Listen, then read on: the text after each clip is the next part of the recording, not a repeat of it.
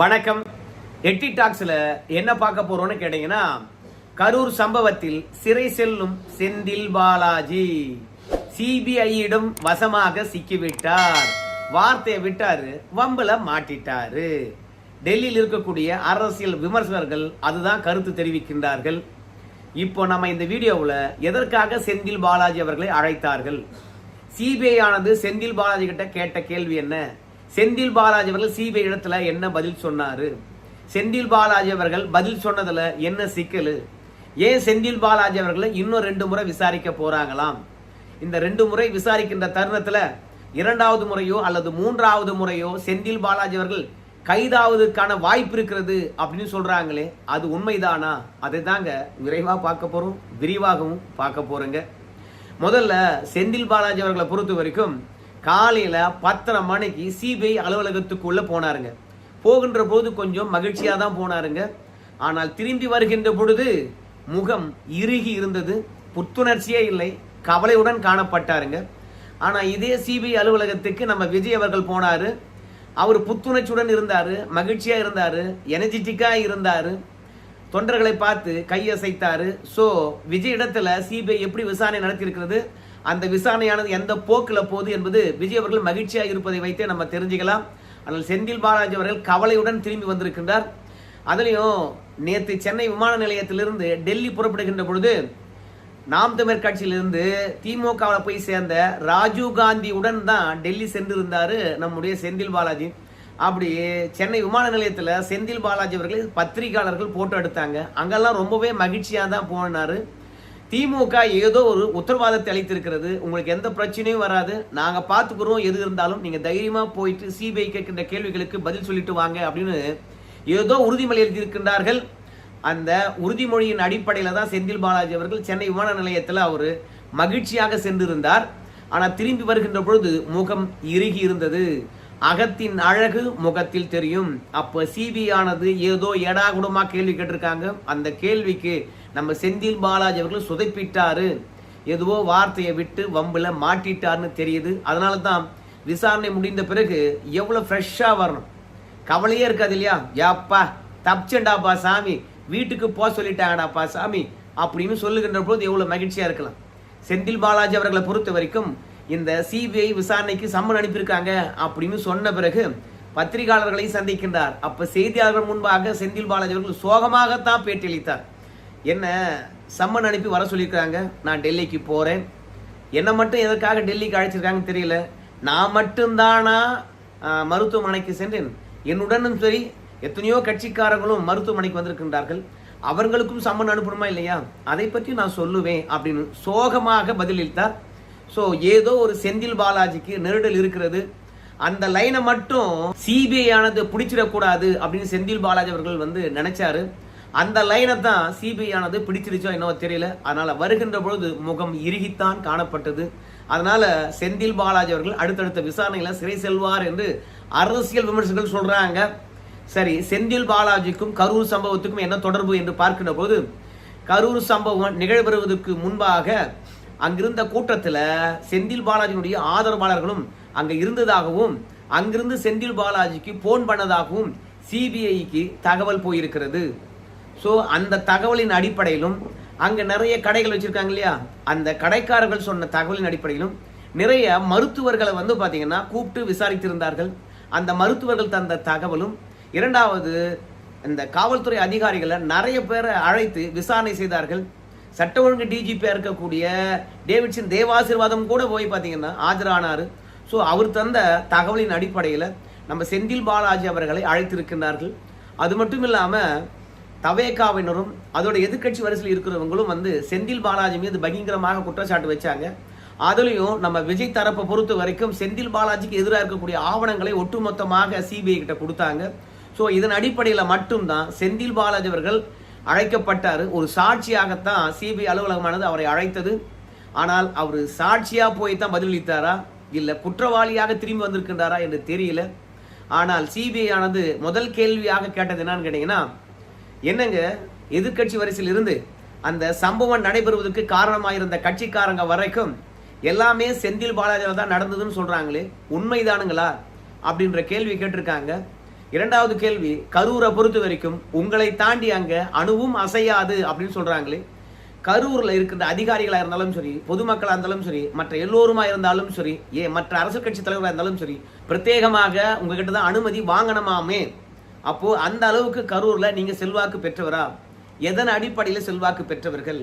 என்ன அதிகார மையத்தில் இருக்கின்றீர்கள்?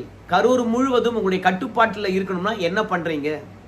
உங்களை மீறி அங்க எதுவுமே நடக்காது என்கின்ற பொழுது அங்க நடந்த விஷயம் உங்களுக்கு தெரியுமா அப்படின்னு கேட்டிருக்காங்க. மூன்றாவதாக, இந்த கரூர் துஷ்ட சம்பவம் நடந்து போச்சு. இந்த சம்பவம் வெளி உலகத்துக்கு தெரிவதற்கு முன்பாகவே, இல்ல ஹாஸ்பிட்டல்ல பாதிப்படைஞ்சவங்களை கொண்டு வந்து சேர்ப்பதற்கு முன்பாகவே நீங்க ஹாஸ்பிட்டல்ல இருந்தீங்கன்னு சொல்றாங்களே, எப்படி கரூர் சம்பவம் நடைபெறுகின்ற விஷயம் உங்களுக்கு முன்கூட்டியே எப்படி தெரியும்? பாதிப்படைந்தவர்கள் ஹாஸ்பிட்டலுக்கு வரத்துக்கு முன்பாக எதற்காக ஹாஸ்பிட்டல்ல நீங்க போய் காத்திருந்தீர்கள்? யார் உங்களுக்கு தகவல் சொன்னது அப்படின்ற கேள்வியை கேட்டிருக்கிறாங்க செந்தில் பாலாஜிக்கு. அங்கதான் நம்ம முன்னாடி ஒரு தகவல் சொன்னோம் இல்லையா, விஜயை பார்ப்பதற்கு ஏகப்பட்ட கூட்டம் வந்தது. அந்த கூட்டத்துல செந்தில் பாலாஜி ஆதரவாளர்களும் இருந்தாங்க. அங்கிருந்து தான் செந்தில் பாலாஜி அவர்களுக்கு போன் போயிருக்கிறது அப்படின்ற விஷயமானது சிபிஐ ஆனது மோப்பம் பிடிச்சிருக்கிறது. அப்போ கரூர்ல கூட்டம் கூடியிருக்கின்ற பொழுது அங்க நடக்கின்ற ஒவ்வொரு சம்பவத்தையும் செந்தில் பாலாஜி ஆட்கள் செந்தில் பாலாஜிக்கு கடத்தி கொண்டே இருந்தார்களா? அசம்பாவிதம் நடந்த உடனே செந்தில் பாலாஜிக்கு அங்க இருக்கக்கூடிய அங்க ஆதரவாளர்கள் கருத்து தெரிவித்தார்களா? அப்ப இந்த மாதிரி சம்பவம் நடக்கும் என்பதை அவருடைய ஆதரவாளர்கள் எதிர்பார்த்து காத்திருந்தார்களா? செந்தில் பாலாஜி ஆதரவாளர்கிட்ட இருந்து என்ன மெசேஜ் வருதுன்னு சொல்லிட்டு அவரும் காத்திருந்தாரா?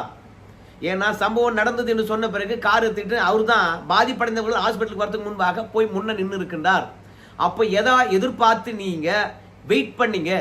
உங்க ஆதரவாளர்கள் உங்ககிட்ட ஏன் அந்த தருணத்துல அந்த கூட்டத்திலிருந்து போன் பேசினாங்க? இப்படி ஏகப்பட்ட கேள்விகள் கேட்டிருக்காங்க. செந்தில் பாலாஜி இதுக்கெல்லாம் என்ன பதில் சொன்னார்னு தெரியல. அதோட நிறைய வீடியோ ஆதாரங்கள் கொடுத்துருக்காங்க. அந்த வீடியோ ஆதாரங்களை எல்லாம் கேட்டு செந்தில் பாலாஜி சொன்ன பதிலை ஒப்பிட்டு பார்த்துருக்குறாங்க. செந்தில் பாலாஜியை பொறுத்த வரைக்கும் இந்த கரூர் சம்பவம் எதற்காக நடைபெற்றது அப்படின்னு பார்க்கும்பொழுது, விஜய் அவர்கள் லேட்டா வந்தாரு, அதனால மட்டும்தான் இது நடந்தது. இரண்டாவது, காவல்துறை தருகின்ற எந்த விதமான கட்டுப்பாடுகளையும் தவேகாக்காரங்க கடைபிடிப்பதே கிடையாது. ஆம்புலன்ஸ் நீங்க சொல்லித்தான் வந்ததாக சொல்றாங்களே, நீங்க தான் பேமெண்ட் பண்ணதாக சொல்றாங்களே, அது எந்த அளவுக்கு உண்மை அப்படின்னு செந்தில் பாலாஜி கிட்ட கேட்டிருக்காங்க. செந்தில் பாலாஜியை பொறுத்த வரைக்கும் அங்க ஆம்புலன்ஸ் போனதுக்கும் நான் பேமெண்ட் பண்றேன்னு சொல்றாங்களே அதுக்கும் எந்த விதமான தொடர்பும் இல்லை அப்படின்ற விஷயத்தையும் தெளிவுபடுத்தி இருக்கின்றார்கள். ஸோ தவேகாவுடனுடைய தவறை தாண்டி வேற அங்க எதுவுமே இல்லை அப்படின்னும், இரண்டாவது அங்க கூட்டம் அவ்வளோண்டு வரும் அப்படின்னு தெரிந்து கூட அந்த இடத்துல ஒரு சார்மினார் கூட போட்டு வைக்கலீங்க, நேர்கூட எதுவுமே போடலைங்க அப்படின்னும், இரண்டாவது இவ்வளோ கூட்டம் வரும் என்று தெரிந்தும் அந்த இடத்துல யார் அனுமதி வழங்கினாங்களோ அவங்கள தானே விசாரிக்கணும் அப்படின்னு கேட்டிருக்காங்க. இரண்டாவது, இந்த கூட்ட நெரிசல் ஏற்படும் என்ற விஷயம் காவல்துறை சொல்லியும் விஜய் அவர்கள் கேட்கலீங்க, அதாங்க தப்பு அப்படின்னு சொல்லியிருக்கிறாங்க. மூன்றாவது, விஜய் அவர்கள் இந்த கூட்டத்துக்குள்ள வண்டியை நகர்த்தினதுனால இன்னும் கொஞ்சம் கூட்டமானது பின்னோக்கி போச்சு, அதனால நெரிசல் ஏற்பட்டு கீழே விழுந்துட்டாங்க அப்படின்ற விஷயத்தையும் டீட்டெயிலா செந்தில் பாலாஜி அவர்கள் சொல்லியிருக்கிறாருங்க. ஸோ மொத்தத்தில் செந்தில் பாலாஜி அவர்கள் சொல்லியிருப்பதும் அதே மாதிரி சிபிஐ அதிகாரிகள் செந்தில் பாலாஜியை கேட்டதும் கருத்துக்கள் முரண்பாடாக இருக்கிறதா? 5 மணி நேரம் விசாரித்து விட்ட பிறகு செந்தில் பாலாஜி அவர்களை நீங்க இன்னைக்கு சென்னை திரும்பலாம், மீண்டும் சம்மன் அனுப்புகின்றோம், அப்ப வந்தா மட்டும் போதும் அப்படின்னு செந்தில் பாலாஜியை சொல்லி அனுப்பியிருக்கின்றார்களாம். செந்தில் பாலாஜி அவர்கள் எதிர்பார்த்தது நம்ம சாட்சியா தான் போறோம், அதனால அங்க கரூர்ல என்ன நடந்தது, உங்களுக்கு என்னென்ன விஷயங்கள் தெரியும் அது மட்டும்தான் கேட்பாங்க, அதை டக்கு டக்குன்னு சொல்லிட்டு வந்துடலாம் அப்படின்னு நினைச்சாராம். ஆனால் செந்தில் பாலாஜி சொன்ன பதில திருப்தி இல்லை என்பதனால மீண்டும் விசாரிக்கப்படணும் அப்படின்னு இன்னும் 2 முறை விசாரணை இருக்கிறது, நாங்கள் சம்மன் அனுப்புறோம் வாங்க அப்படின்னு சொன்னதனால இப்ப செந்தில் பாலாஜியை பொறுத்த வரைக்கும் நாம் என்ன குற்றவாளியா? ஏன் இன்னும் 2 முறை விசாரிக்கப்பட வேண்டும்? நாம இந்த சம்பவத்துல என்ன அப்படி தப்பு பண்ணிட்டோம் அப்படின்னு செந்தில் பாலாஜி யோசிக்கின்றாராம். அது மட்டும் இல்ல, செந்தில் பாலாஜி இருக்கின்ற உணர்வு என்னன்னு கேட்டீங்கன்னா, ஒட்டுமொத்தமாக எதிர்கட்சிகள் அத்தனையும் நம்மளையே கை நீட்டினாங்க, நாம என்ன தப்பு பண்ணோம் அப்படின்றதான் செந்தில் பாலாஜிக்கே புரியல. ஏன்னா செந்தில் பாலாஜி கிட்ட சிபிஐ அதிகாரிகள் அதை தான் பிரதானமாகவே கேட்டாங்க, என்னங்க எல்லாருமே உங்களை தான் குறை சொல்றாங்க அப்படின்னு கேட்டிருக்காங்க. அதுக்கு செந்தில் பாலாஜியை பொறுத்த வரைக்கும் ஒரு நிமிஷம் ஆடியே போயிட்டாராம். யாரு என் மீது குறை சொன்னாங்க அப்படின்னு கேட்டிருக்காங்க. எதிர்கட்சியில் இருக்கிறவங்க அந்த சம்பவம் நடைபெறுவதற்கு காரணமா இருந்தவங்க எல்லாம் தாண்டி, ஆடா டாக்டருங்க, அங்கிருந்த கடைக்காரங்க அப்படின்னு சொல்லிவிட்டு இன்னும் லிஸ்ட் வேகமாக நீண்டு இருக்கிறது. அடடா, டாக்டர்கள் கிட்ட நாம் என்ன நடந்துக்கிட்டோம், ஹாஸ்பிட்டல் நாம் எப்படி நடந்துக்கிட்டோம் அப்படின்ற விஷயத்தை எல்லாம் செந்தில் பாலாஜி யோசனை பண்ணியிருப்பான்னு நான் நினைக்கிறேன்.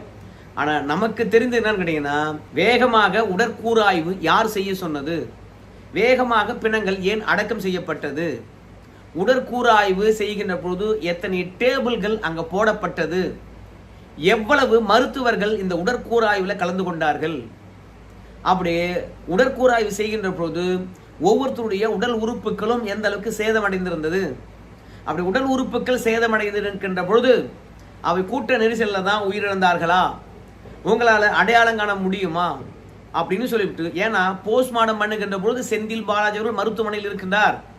அவர் ஐ விட்னஸ். ஏன்னா ஏற்கனவே மருத்துவர்களை பொறுத்த வரைக்கும் அவங்க ரிப்போர்ட் கொடுத்துருப்பாங்க, அவங்களும் ஐ விட்னஸ் தானே, ஏன்னா அவங்க தான் போஸ்ட்மார்டம் பண்ணாங்க இல்லையா.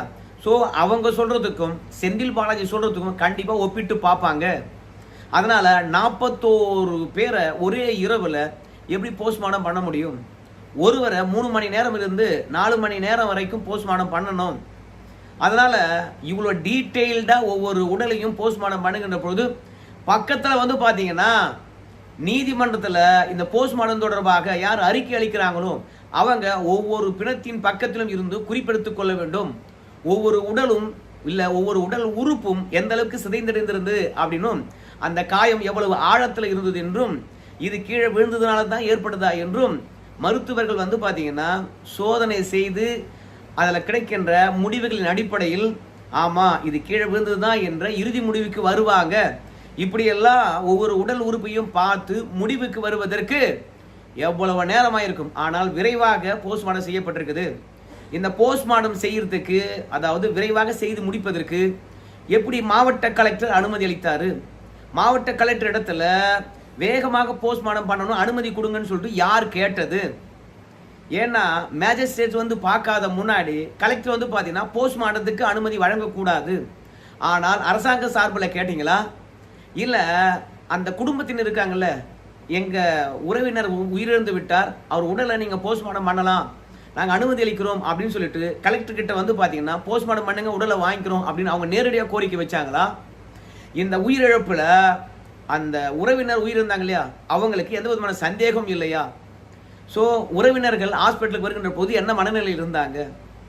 ஏன்னா பல பேரும் வந்து உயிரிழந்தவர்களை சிபிஐ அதிகாரிகள் தனித்தனியாக கூப்பிட்டு விசாரித்திருக்கின்றார்கள். அவங்க தந்த தகவலானது பேர் அதிர்ச்சியாக இருந்திருக்கிறது.